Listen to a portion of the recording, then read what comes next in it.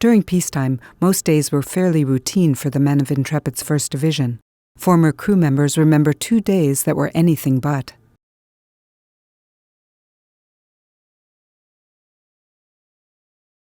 Well, we're taking on fuel about once a week when we're out at sea. We will have a tanker come alongside, and he lost power steering and he came right into our side. So we were on the High Line, and we're pulling in a High Line, and then they'd say, well, what the heck is going on here? And all of a sudden it got to like 10 feet, 5 feet.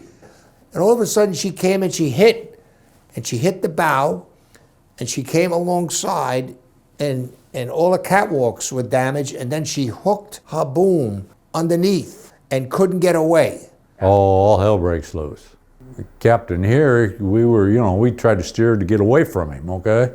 But you can't, there's nothing you can do after he hits you.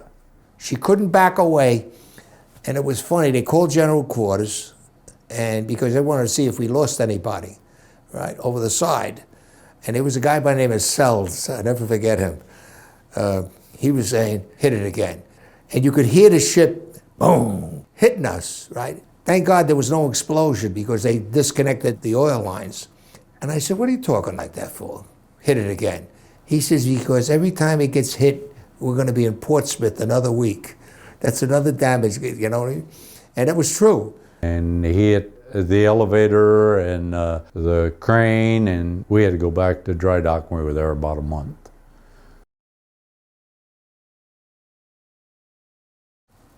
The Intrepid, in the fall of 1961, was at sea in the Mediterranean when a Mistral took place. Now, a Mistral is where very high winds come constantly from one direction, and it was big enough that it was creating magnificent waves. And we were sailing the Intrepid through 60-foot waves, and that is not an exaggeration. What it did was blow off the cover of the anchor opening right in the bow of the ship. That opening was known as the bullnose, and the bullnose cover got blown back by the heavy force of water coming through from several waves in the bow. Our job, that is myself and the damage control officer and some of our men, was to put that back on in a way that it would stay, because this storm wasn't going to stop. And the damage control officer was pretty sharp, and he developed a strategy. He had his men bring some 6x6 beams and cut one of the beams to fit between the overhead and the deck behind the bullnose. And in between the waves, when water would be coming through and we'd be buffeted and hitting bulkheads ourselves, we got that thing standing upright and hammered in some wedges top and bottom to hold it in place.